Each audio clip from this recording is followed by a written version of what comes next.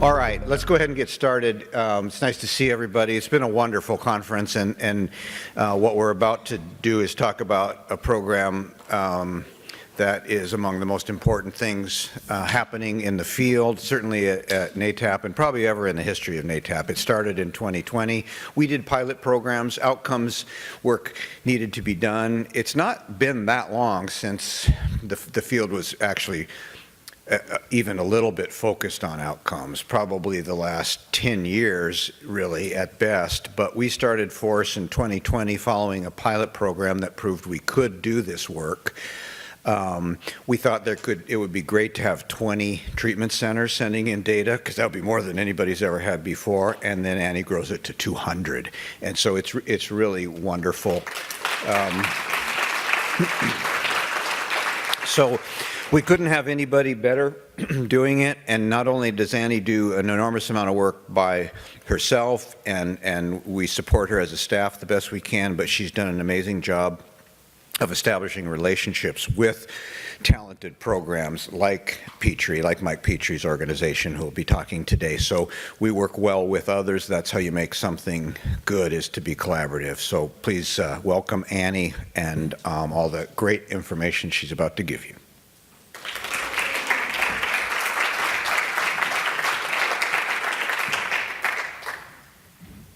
Thanks, everyone. I'm so glad you're all here. It's actually much more than I thought there would be. And I think the biggest negative to doing this at the end of the conference is I have so much in my head swimming from all the conversations I've had about data and outcomes and AI. And I was very grateful to go to the women's lunch. She talked about mindfulness, so I got all chilled out. And then now I'm just going to amp you back up again to talk about data.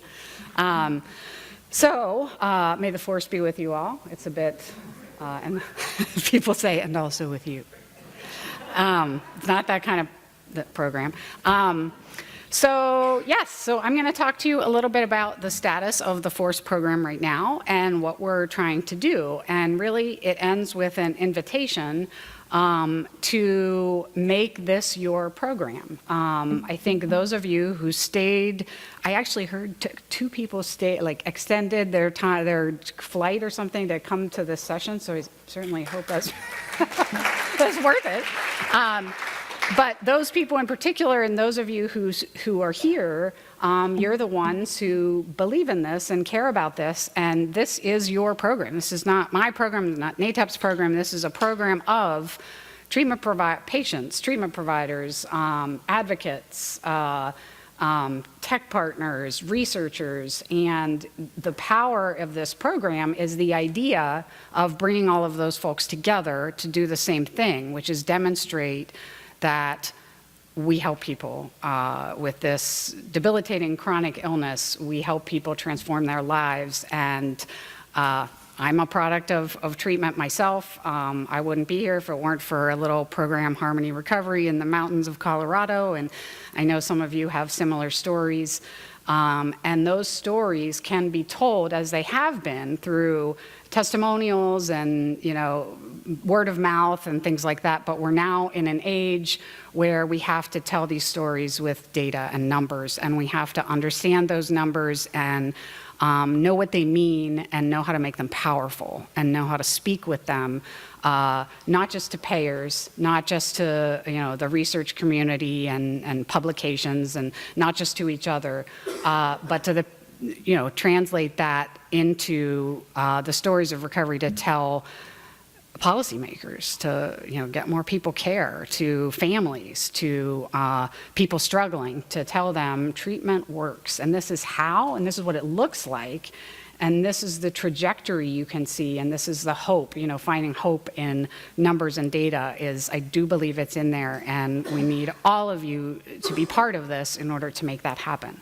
So I'm happy to be here today to talk to you about FoRSE. I'm going to give a very brief summary of what it is in case you don't know what it is, and then run you through just a few slides from our annual summary, which is available online for members, and talked about how we've transitioned to a members program and why, and then end with some AI. you know, because since I proposed this, and wrote the description of the study, AI happened, I think, you know? So I, in fact, asked it this morning, why are conferences so hard? And it gave me some very good pointers, and so I'm here with a little more confidence. Thank you to my AI program. Anyway, I'm kind of kidding, but not really. Okay, so if you don't know what FoRSE is, essentially what it is a centralized data repository, cloud-based data repository with only fully de-identified data. And the strength of that is we don't have patient identifying information. There's no way to take the FoRSE data set and identify a patient. It's impossible. And thank you to Petrie Consulting for creating this system and in very, very clever ways making identifiable information not allowed to come in. And thank you to our tech partners, the electronic medical records, the mobile apps, the online portals, and the providers themselves who've done their own work to push data through the FoRSE API to the centralized data repository, because now we have a very large set of data, and now we have tools more than we did when I first created this graphic that we can do many, many good things with. Our original intent was two things: report back to the providers participating on what your data show and benchmarking, how you stand relative to others in the field. Not to put you out there like the top 25 treatment centers, but to tell you, you excel in this. You know, this is something that could be strengthened, you know, to give you back insights, useful information about the data you have relative to your peers. And so that's one piece. And then the other is research evidence of treatment quality. From the very beginning, it was Nick Hayes, Chief Science Officer at Cumberland Heights, who said research publications is the language policymakers use to change policy. I'm not sure that's entirely accurate anymore, that we're following the science, but we're hopeful for a future in which we will go back to science. Unfortunately, that was recorded, but, well, I'm going to Ireland tonight, so maybe I'll just stay over there. This is the program we have set up. And so we did this on purpose to make this easy for providers to participate. It's free it's now you have to be a member, but it's a free program to be part of. We don't charge you to connect. Hopefully your tech partner is not charging you to connect. That's what the partnership is about. And we report back to you on at least annually, and I'm always answering calls. I do lots of individual calls when people have questions. So this is the system we set up. It is simple, it is pretty clear and easy, and we did that on purpose to not include 10,000 data points, because we know we need to start somewhere, and that somewhere has to be fairly parsimonious. So now, as of today, we have 204 participating treatment providers across the country. We have these tech partners, and there are more who are currently actively setting up as well, like Cared For. I've talked to Open Recovery. I've talked to other folks who are actively working to connect to the FoRSE API, and it's actively pushing data. These are the ones that are actively pushing data as of today. 410 patient episodes, 410,000. So that means individual episodes of care from whatever level of care or type of care that is, from the beginning to the end and even beyond, because post-discharge data we have as well. You can imagine, and I'm just going to set the stage, with 204 providers, it is a messy data set. It is not the data set that some of these tech partners have, which is very clean. It is a messy data set, but it is a real-world, real-life data set of who we treat and the treatment we provide and the outcomes we observe. And there's so much in it. Because it's so big, there's so much in it that we can discover that I need all of your help to figure out what questions we ask of this data. FoRSE reports to date, our most recent annual summary was out in 2026, just about a month ago. We're finding the same things over and over, which is exactly what I hoped we would find. More treatment equals better outcomes, you know. Everyone says it, it's true. More than 30 days of care, these are significant findings, significantly less likely to relapse or return to use. Relapse isn't our only outcomes indicator, of course, anymore, but it's still one that many care about and many talk about as part of their recovery, so we track that. We're seeing, someone said, I think it was Corey Vilsant from Recovery Research Institute, who's on the FoRSE board, she said, what's happening in treatment we're seeing is that it's a catalyst for quick and profound change from admit to discharge. And she was talking about the BARC, so the Brief Assessment of Recovery Capital, which does have a significant increase overall of FoRSE data. But to me, I'm a psychologist, and the fact that our depression and anxiety overall is decreasing almost 40%, and the numbers are going from a moderate level or even severe level of anxiety and depression to mild, to minimal and mild, for a large percentage of patients is telling, and we're seeing that year after year in all the data. We're finding who struggles: younger patients, patients with opioid use disorders, patients in outpatient programs, particularly IOP, more likely to leave AMA.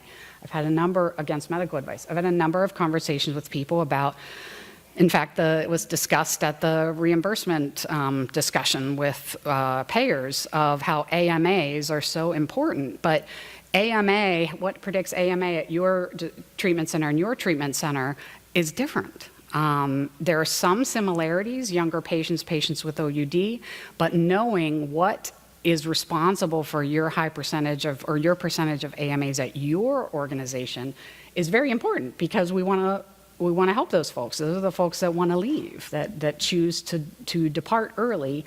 And if it's finance, we need to know that. If it's mental health symptoms that aren't being treated, we need to know that. We need to know what it is that they are not getting help with that causes them to leave. And leaving treatment AMA results in higher relapse rates. So we do know that that is an important indicator, because people have not built enough recovery capital to maintain long-term recovery. So I just want to say, in the past, we've delivered 316 site-specific reports, and we have not charged anything for this, and we did that on purpose. We really wanted to get folks in, get folks engaged. I'd love for this to be free forever, but we had to figure out some ways. So we do have some fee-based offerings this year that we'll be talking about as well. But the system as it is all set up, ready to use, and available to all NATAB members. So I'm just going to give, I think I only have like 3 slides on this report, because it's out there, you can read it, and I just wanted to highlight a few things. The primary substance, number 1, is still alcohol. Primary substance is a problematic data point in itself, because not everybody has a primary substance. But we can find, are there subtypes of patients, subgroups of patients that do well or not so well? Alcohol patients tend to do pretty well in treatment, and at least in our data set. And that's the majority. We're finding out a lot about payer type. We had many more publicly funded treatment episodes than we thought there were. So that is actually a pretty significant chunk of the data set. So this is who we are treating, and this is on the left. All this graphs I'll show you, left is the past 5 years, and the right graph is 2025 only, admissions only, just to see 1 year at a time. And this, again, is reduction in PHQ symptoms from what is at the moderate level above 10 down to in almost the minimal but mild category. So 39% depression, it's a little higher for anxiety, I think it's 42. That's overall types of treatment, all episodes of care, all patients. And yeah, exactly what we want to see. And this is the one Dr. Vilsant said, wow. She always looks at the BARC data and says it's not a huge number, but it's on average coming from about what a patient looks like recovery capital-wise in the ER is kind of where your patients are when they come in. And when they leave, they're above many people who have 7 or more years of recovery. So she said it's a catalyst, it bumps you way up. And she said the thing you want to see is not necessarily ongoing increase, which we do see, but post-discharge data is a little problematic for many reasons. But she said as long as you don't see it coming back down, that's what we want treatment to do. We want to infuse the person with recovery capital so when they leave, they have that, the internal and the external resources they need to sustain long-term recovery.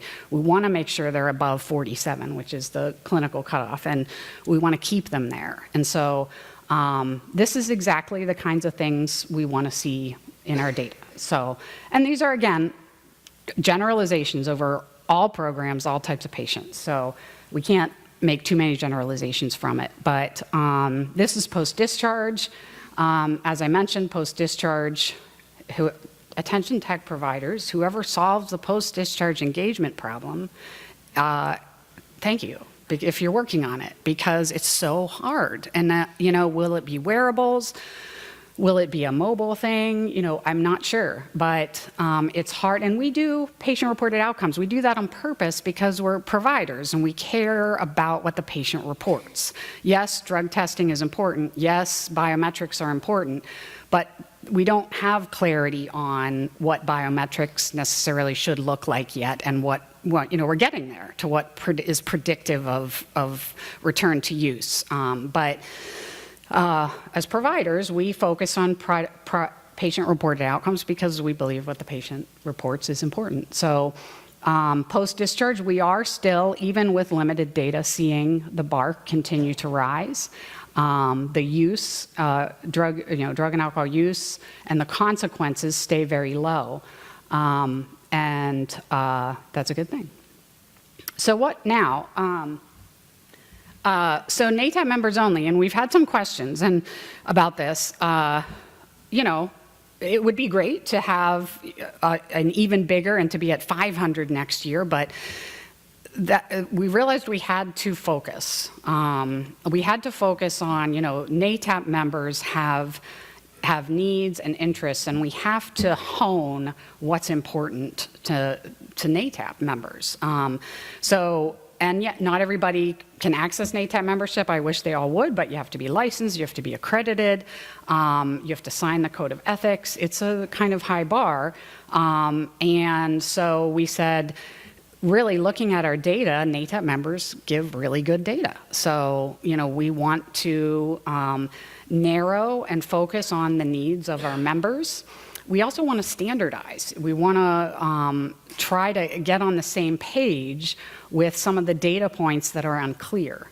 And that's harder and harder to do the bigger and bigger we get. So our goal is not necessarily to have, I don't know what I would do if there were 500 treatment centers involved. That'd be a little much. Like, in a way, I think it'll be good if we narrow a bit, because focus on giving good data, contacting different folks. I've contacted a number of you and said, hey, your discharge types look a little funky. Or I think I contacted a couple of you and said, what's with the inpatient length of stay, which we'll see in a second. It got convoluted a bit. So we can do that troubleshooting together and get really good, clean data together if we focus. And so we are NATAP members only. We are offering core deliverables. You get the annual summary that was just out. You'll get the benchmarking snapshot, I believe, in June.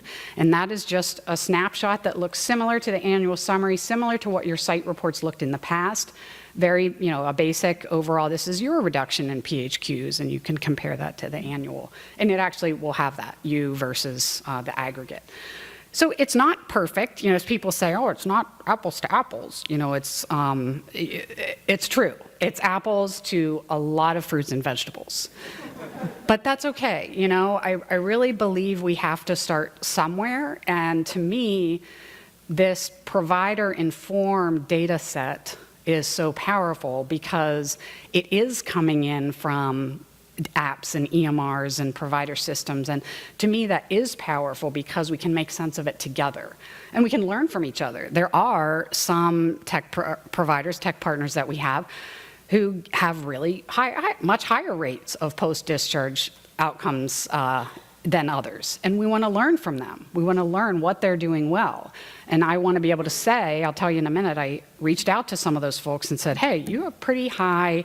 Your 90-day post-discharge response rate is much higher than you're in the top like 5%. I think I told a couple of you that. I'm probably going to come back to you and say, how do you do that? Is it the tech you work with? Is it a staff person? What is your workflow? Because if you're willing to share that, there's all these other folks who have 2 to 5% post-discharge rates, and they need to know. So we can learn from each other. You'll now be designated in the addiction industry directory with a little seal or a little thing that says FoRSE Data Site. You'll get the seal to use on your website. And then the quarterly collaboratives I want to highlight in a minute because the first one was super cool. Was anyone there to the first one? There were 14 treatment centers there. And it was small enough that I got to give all the FoRSE data sites in there, which I think was 8, an individualized insight into their data before the session. And then Mike is going to talk about their Petrie Consulting developed a dashboard for us that you can see your data live rather than waiting for a once-a-year report.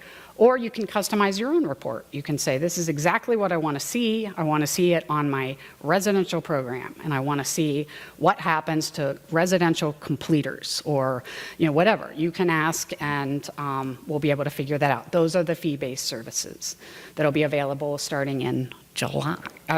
Dashboard in June and July for reports. Benchmarking snapshot. Just kind of what it will look like. It'll be similar to previous year's site reports. You'll get that, I believe, later in May. I'm trying to think of but that's what we're focusing on, is to get that out to you in late May. And then, I thought this was later. Oh, no, I'll just go back. So the fee-based deliverables, the data dashboard, and the custom reports. Mike's going to talk about the custom reports. I'm going to show you a few slides on the dashboard. We're going to have an M2M where we deep dive into the dashboard. Not everybody will get this. There is a fee associated with it, but if you want, you can subscribe to this, and you will get to see it's split up into the overall summary of your program, your patients, your services, and your outcomes, just benchmarked against everybody else, and it's filterable, so it's kind of cool. This is just showing you this recovery program has submitted 6,000 some demographics forms, 2,000 discharge surveys, 4,000 outcome surveys, 4,000 BARCs, GADs, and PHQs. So this is a center that has a lot of data submitted. And then you'll be able to see your patients compared to the aggregate. And how they differ, how your patient characteristics differ. And you can see, I don't think this has a laser. I miss lasers. But the filters, you can filter. If you want to say, I want to look at 2025 admits only, you can filter for that. You can filter for alcohol use disorder patients with alcohol use disorders. You can focus on young adults, 18 to 25. You can focus on other things, and you can cut. It's kind of, we call this a choose your own adventure program. You get to look at what you want to look at. That you can't see very well, but that's the services bar. That's the length of stay. Again, you can slice that and filter that as you like. And then the outcomes. You see yours versus others. You can see in treatment or post-discharge, and you can see all your surveys in there live whenever you want. So I want to transition and talk a little bit about this, because this AI, I thought this was a creepy enough image that has both frightened and excited me, as probably it has with you over the past months, and realizing that there's a lot of power in our data that can be harnessed fairly easily.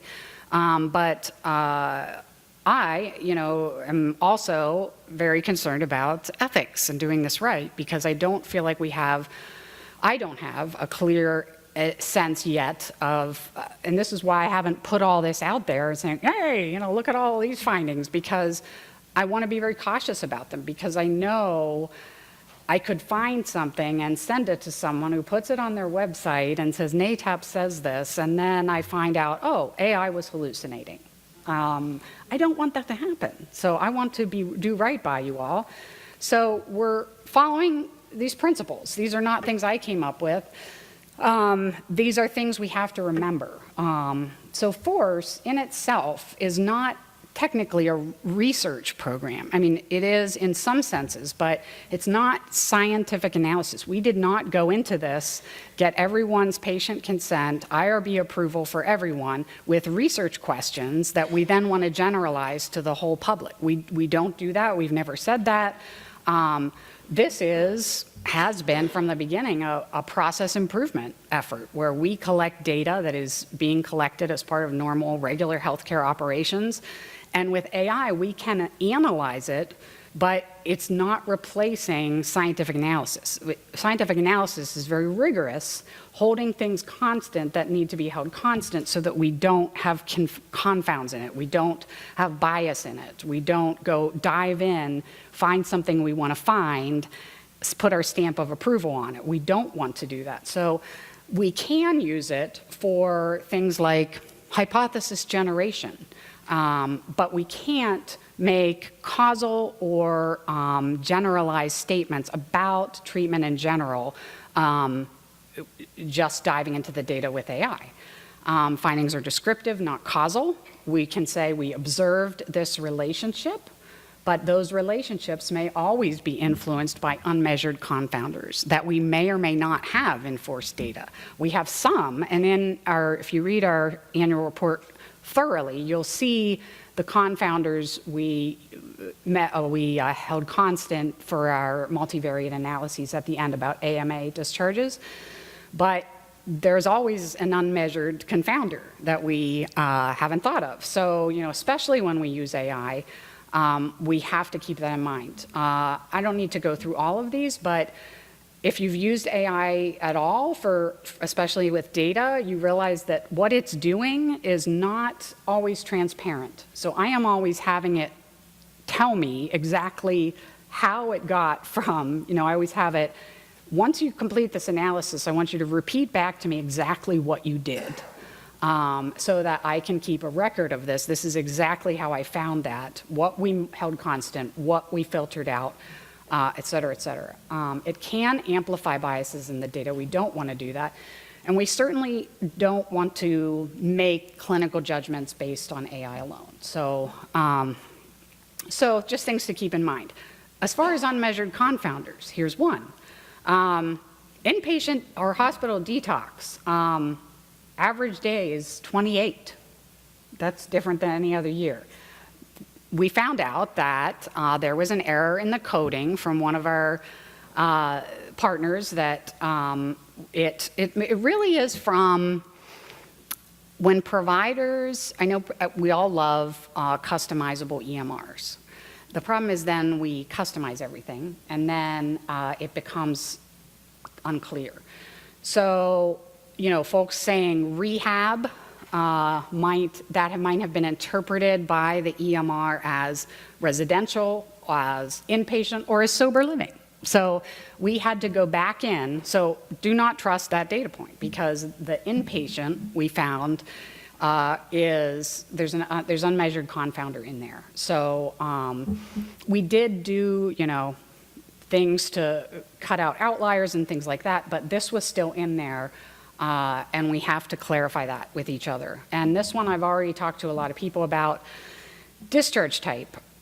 And it's so funny, you know, when you deal with cancer, you don't talk about discharge type the way we do. And I talk about it every year, but it's still true. Just did they complete the episode of care or not is really what we want to know. But what happens is when we customize our discharge types to reflect nuance and clinical nuance, that's a great thing maybe clinically to understand why exactly this person left. It's not great for things like FoRSE because 36% of discharges were labeled other. So we really have no idea what those are. So this is something that we can narrow down. Where are those other discharges coming from, and how can we clean that up? So that's a nice thing we can do. These were the insights I sent. So I sent these 4 things out to some of the people that came to the member-to-member forum. So we're going to have 4 of these this year. The first one was in March. For those that came, I dove into their data and I said, this is exploration only of the data. It's not conclusive, but I found, I can see who has good post-discharge response rates, who has a high percentage of patients showing improvement, who has clearly a strong operational commitment to progress monitoring. I can't necessarily say measurement-based care, because we'll talk about that in a sec, but I can say you have a commitment to progress monitoring. That's a good thing. You have a large reduction in anxiety scores, more than the average. And this is where we start thinking together, and this is why I need all your help to figure out what are the questions we want to ask of this data set. What is useful to you to know about your data? Are these interesting? Everyone who got this said, thank you, that's very interesting. But I need to work with you all more to figure out what are the questions you want us to ask that would be useful for you to know. So I dove into the measurement-based care thing a bit. But this is why we can't just use data to show a practice. We all know measurement-based care or measurement-informed care, if Michael Johnson is here from CARF, he likes that term, or progress monitoring, or however you want to call it.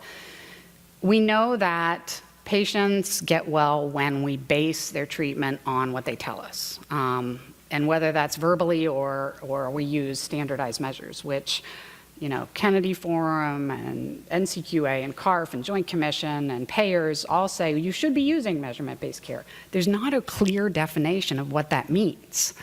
I've asked some experts in the field. I just was on a panel with someone from Yale and whose focus is measurement-based care, and I said, how many? How many measures in a course of treatment? She was like, well, and I said, how many times should you measure? And she said, every time. I was like, well, okay. Yes, gold standard is, I did put silver standard in there, is yes, at every treatment session. That's a little challenging when you're in a residential program and you're seeing patients daily. If you try to give someone a PHQ-9 3 times a day, they're going to strangle you. What is the baseline? I said, well, the lowest of the low is twice. At least you're doing it more than once, because we actually have a large percentage of folks who are using a PHQ once during treatment. It's a start. It means at the beginning, you can tell a couple things. From FoRSE data, we know if you have a high PHQ at the beginning of treatment, it's a higher likelihood to leave AMA and to not do well. So it's good to measure once. It's even better to measure twice. But then if we just look at that, just 2 times, a lot of folks do admission and discharge. What can you learn from that? You can learn change. Okay, admission to discharge change. That's great. That's still not measurement-based care, right? Measurement-based care is care based on measurement, that we're actually looking at the measures, working with the patient, reflecting that back to them, having a conversation. Your depression is going down, your anxiety is going down, your craving is still high. We still have, your recovery capital is we still need to build some self-esteem. We need you to feel like you have a community to go home to. We need to build those things. That's measurement-based care. So anyone want to guess what percentage of FoRSE data sites meet the baseline standard? What percentage? Baseline standard. What did you say? 100? Not a little lower. Okay, somewhere in between 8 and 62. It is 33%. So now this was, I cut it a little bit because I wanted to look at facilities that had, I think it was like 100 episodes in a year. So I looked at, I think this was 2025 only, PHQ only. I just grabbed one. And I said, what percentage of facilities meet the baseline measurement standard for more than, meaning, this is made up by me, 75% of their patients completing at least 2 PHQs. of those who used the PHQ, and it was 33%. How many facilities meet, quote, the silver standard? 75% of their clients completing at least 3. Again, we don't know if they're doing measurement-based care, but that was 7 facilities. So, you know, we can then work with the other folks and say, hey, you know, this is what we're seeing. Either the data is not getting to us and we have to clean that up, which is very possible, or we need to change something. And so I dipped into this. I set a benchmark. You know, made the interpretation. This is AI derived, so this is not rigorous research.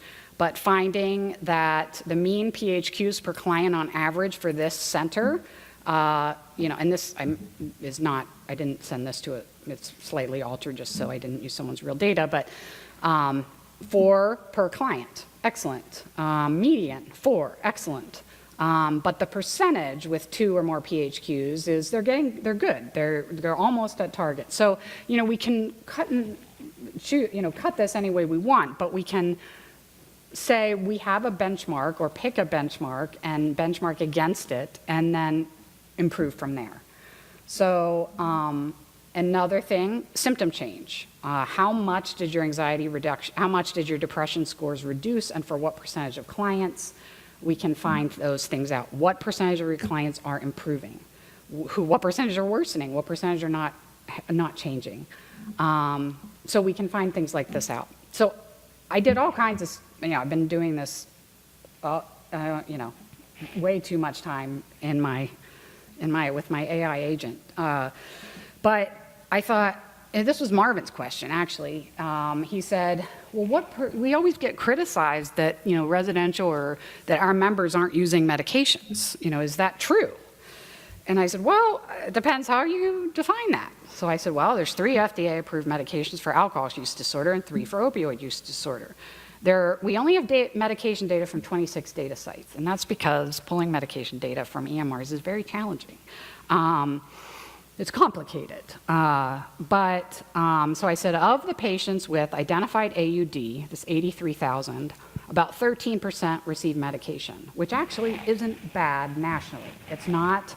If I were at ASAM, they would boo me off the stage because they'd say everyone should be offered it. And I think they say, you know, at least, I forget what percentage they say should have it. But, you know, patients with opioid use disorders, those secret shopper studies, you know, they always said only a third were actually about 40% receive medication. So receive one of the 3 FDA-approved medications. So we can answer questions like this. We just have to define them very clearly, and I need to know what is useful to you.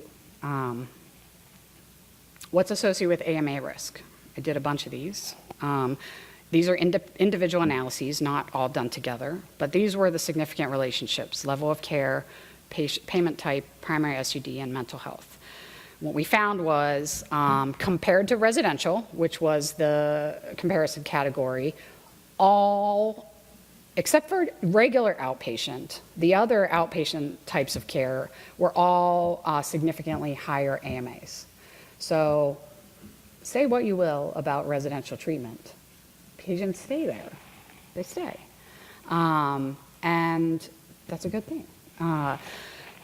Interestingly, it was actually on the right, the highest payment type that AMA'd was private insurance. And I had to think about that a minute. I was like, I honestly thought it would be Medicaid. It was not. Medicaid's 0.5 and the private insurance is the 1, so that was the comparison group. Perhaps not surprisingly, those who self-pay are most likely to stay in treatment because they're paying for every moment themselves out of their pocket. So we don't know why, we can't say why, but we can look at these things. Stimulants and opioids are the highest, in our data, is the highest AMA rates compared to alcohol. And interestingly, eating disorder, depressive disorder, anxiety disorder, eating disorder was actually a protective factor, strangely enough, which I don't quite understand. I think the N there was kind of small. But trauma-related disorders, PTSD, and bipolar disorder, significantly higher AMA rates. So Lots of stuff we can find. These are kind of questions. So what I'd love to know from anyone, is, I mean, not necessarily right now, but, in the near future, would any of these be interesting for you to know? And start these questions with "at my center." At my center, who is at highest risk for leaving AMA or leaving treatment early? At my center, what proportion of patients are showing clinically meaningful improvement during treatment? At my center, how does treatment dosage, like the days in treatment and the pathway through detox, residential, outpatient, how does that relate to outcomes? Are there pathways where they do better? So I could go through all of these, but which of those are interesting and not to you? Because we have that information in there and we can look at these together. And so in summary, we can do a lot with AI if we're careful and we're strategic, and we have human oversight. And so that's why at the end I have a task force. If anyone's interested in an unpaid task force, if you are interested in effective and ethical use of data for quality improvement, accreditation, reimbursement, and marketing, and effective and ethical use of AI, I'd love to talk to you because we can do so much with this data together. We can identify data quality issues and fix them. We can customize output for data sites on what is important to you and relevant to you, for your funders, for your stakeholders, and we can do research. We can dive in there and say, this is what we're seeing over and over and over, and I can go to one of our 4 research groups that we're affiliated with right now and say, want to look at this? We're finding this. I need you to look at this with legitimate statistical analysis where you use more rigorous data analysis than I have used. And then we can start publishing. So you can publish on very messy data. You just have to find interesting questions, find significance, and make sure you're very, very clear on things like limited response rate. I really would not want to do anything with our post-discharge data for now. But in treatment data, overall data, there are things in there that we can mine and we can publish and we can say about treatment that will make a difference. Policy, thank you, policy session. Data makes a difference. Publication makes a difference. And so we do have other options this year. We're trying right now. I said in the M2M or my webinar or something, I said we're in inventory phase. So what do we know about inventory? It's a fact-finding and fact-facing process. We don't know what will be of use to you. So our first round of custom reports, who knows? I think they'll be great because I've seen Mike's mock-up of one. The dashboard, once we get a bunch of people in there using it, you're going to all say, here's how it can be improved. And we want you to, because we want that tool to be useful to you. We want these custom reports to be useful to you. So I'm going to turn it over to Mike to talk a little bit about what custom reports can look like. And my overall message as I leave you, I'll say goodbye at the end, but is the stories are in there. It's okay, our data is messy. We just have to be very honest about that, very cautious with that. We have to deal with the data with respect and care and careful attention and ethics and research oversight, human oversight, and we can find out a lot together that will be useful to you as members, as providers, in what you do day to day and how you can serve your patients better. And we can find publishable results that can make a difference in the future of addiction healthcare, because we are still not considered like the rest of medicine, and we need to be, and that's how we get there. So, thank you. Mike.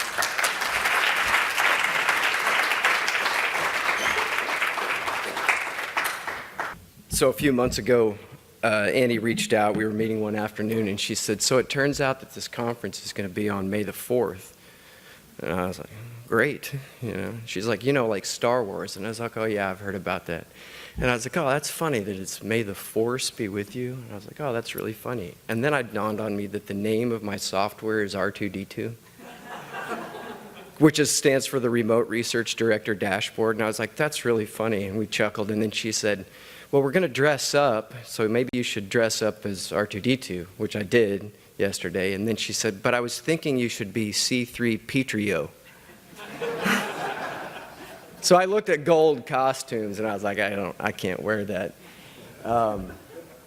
So what just happened with Annie's presentation and the direction that all this has gone, where it is now, is genuinely exciting. When I set out to do this, this is exactly what I envisioned that we would hope to do.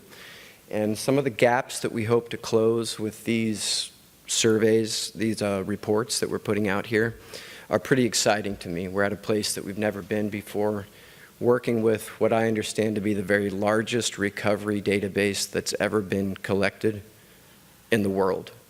It's really, really great, and I appreciate all of your contributions. Just a couple points before I move on to talk about my slides here. So Annie was talking about the difficulty with acquiring post-discharge data.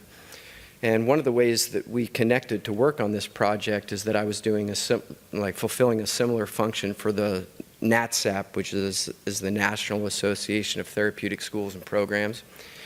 And that study ended after about 15 years of data collection. And when it ended, much of the value of that huge data set was rendered essentially useless because we didn't have enough post-discharge data to be able to actually make generalizable statements about outcomes.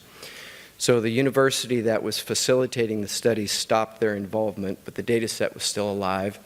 And so a partner, Nathan Olson, sitting back here in the room from Best Notes, and I and a team of other unpaid task force folks were like, we've got to be able to do something with this here. So we knew from a technological perspective how difficult post-discharge data were to acquire. So what we did was we took a random sample from the data set, and we found out that it was like maybe somewhere around 20% had responded to post-discharge surveys. So we just created this little experimental call center to follow up with all of the remaining people from the random sample.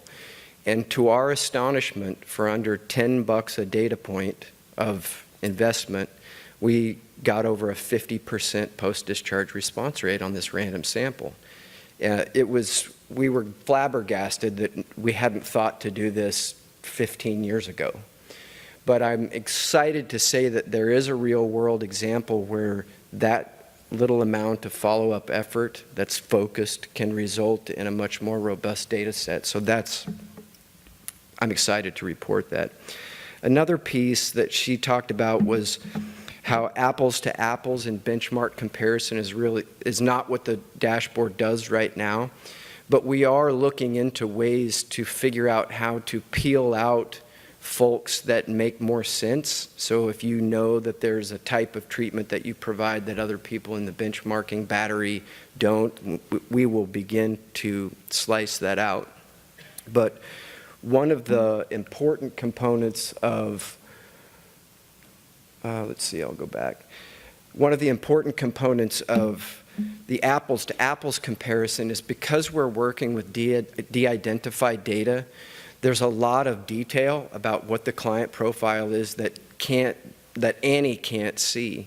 But as a third-party vendor, we can see those data. So for example, if we're working with a customer, we already have an intact business associate agreement that protects that information so that we're standing in the middle of identified data and we have the de-identified data set, but we're able to look into both of these places. So when the tiers of reporting that I'm going to tell you about here in just a minute, the final tier is one where you don't have to be our customer, but we can sign a BAA with you and access identifiable data so that we have so much more information to help create a profile for your organization that helps you say, oh, it turns out that 22-year-old males that come from this referral source have a very different result here. So very excited about the apples to apples potential through some strategic relationships. So these are, we're not going to spend a ton of time on these slides, but the custom reports that we've built are just designed to go into your data and look at the FoRSE surveys. So when we say FoRSE data, we might inadvertently be referring just to the data that are derived from the 5 surveys that have a FoRSE prefix: the FoRSE Outcomes Survey, the FoRSE Intake Survey. So the FoRSE surveys function as imagine like the value that demographics play in being able to parse out what outcomes are. The FoRSE data, in my mind, the FoRSE surveys, that is, are really there to help equalize all of the other data that comes in so that we can stack people up in silos and say, okay, now what are PHQ-9 data based on this subcategory? So we had to acquire the demographic information, the length of stay information in a homogenized way so that then we can do some reporting on that. So the custom reports are going in deeper into your FoRSE data surveys. And these are just example of metrics that and visuals that are designed to help you get to asking the right questions and forming the right conclusions about what your data say. Annie said it at least a dozen times. We're going to learn from what you want to see to then build out responses. So the more you ask of us, the better equipped we are to create visuals and connections that we may not know to do yet. And these are all actually real life. It's a mock report, but it's based on real data, so we're just looking at real information. So when I first started, I was one of those guys in my graduate program where I was pounding my professors about data questions, and my peers were like, can you just shut up so we can go drink beer? And I didn't drink beer, and I didn't shut up. I was like, I'm really impassioned about this. And one of my early mentors, he said, Petrie, if you collect data, you're doing it for one of these 3 reasons, and if you're not, you should be. He's like, the first is to improve the quality of your services. If you're setting yourself up as a professional provider of mental health or recovery services and you do not measure what you do, then you really don't know what it is that you need to improve. So you should be using your data to improve the quality of your services. Also, as a business owner, you need to be able to market your services. So you should be able to use your data to show that you work so that you can get more customers, clients, patients. And you should also be able to use those data to protect your services. And I have seen a lot of folks market their services and protect their services using their data. But I have not seen a lot of people improving the quality of services with their data, with the exception of the use of their customer satisfaction data. And usually, it's not even the numbers. Like, if you're getting a 7 about your intake process, that in and of itself is not enough to tell you what to improve. But when you're like comments and they're like, you know what?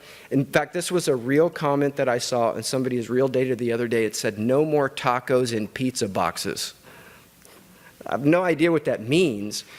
But I think the people there probably do, and they probably were like, all right, we got to quit going to that pizza joint for tacos or whatever the thing is. So as far as the reports are concerned, the tiers that we're moving to right now, they're all designed, and we want you to help us design them to help you impact those 3 pillars. So the first level of reports that Annie was reviewing are the standard FoRSE reports, and you get those for free. Now, the integrated custom reports are where we're including all of the data that are in your FoRSE reports, but then we're matching up your PHQ-9, your GAD-7, your WHO-5, your brief addiction monitor data, so that now we have, yes, here are your outcomes, and now you can use the FoRSE data demographics to parse these out and get a much more robust report. The benchmarking report, which I'm enthusiastic about it, because benchmarking is both going to be useful for marketing your services. Do that kindly. If you stand up and say, all those schmucks over there in the average range, you know, like, it's kind of implied, but sincerely, like, do that with some aplomb. But the benchmarking is really important, because if you find out that you're below average at something and you can feel confident that you're being compared to others who are providing like services, then you're in a position to create one of the most compelling types of stories about data that I've ever seen, which is, we weren't doing well, we went in and did this, and now look how well we're doing. In fact, there was this educational consultant 20 years ago that saw that I was getting really nerded out on this stuff, and he said, okay, Mike, what are you going to do if you find out that all this data that you're collecting for the program you work for shows that you're not good? And I was like, ugh. I got to think of something really clever to say right now. And I did, which was, well, I'm not going to tell anybody about that till we get better. and that's appropriate. So the benchmarking is going to help you find out how you're doing and get better. And then this advanced analysis component is where I'm just on pins and needles with excitement, because we can, with the right relationship, go in, if you trust us, and you should, because we have a long track record, no breaches ever. We can go in, we can connect via API to your EHR, and we can gather so much metadata that then we can use this brilliant AI thing to just say, hey, what are the patterns in these data? So that it will be making connections for us that we probably didn't know to even ask about. One time we did this years ago. There was a computer science student that had created some pattern recognition algorithms, and so we did all the appropriate relationship building, and he went in and he said, you know what's so interesting? These data say that if you have a client that has an autism diagnosis, they're extremely unlikely to have a substance use disorder and very likely to think that they're doing great, you know, on mental health measures. And we were like, huh? And then I went and talked to the providers that work primarily with folks on the spectrum, and they're like, that makes perfect sense. So they kind of don't know about their mental health, but they're not using. And we were like, whoa, and then that's guided so many things. This is where we are with the advanced analysis, is to get to that place with you. And I'm excited to do that. So.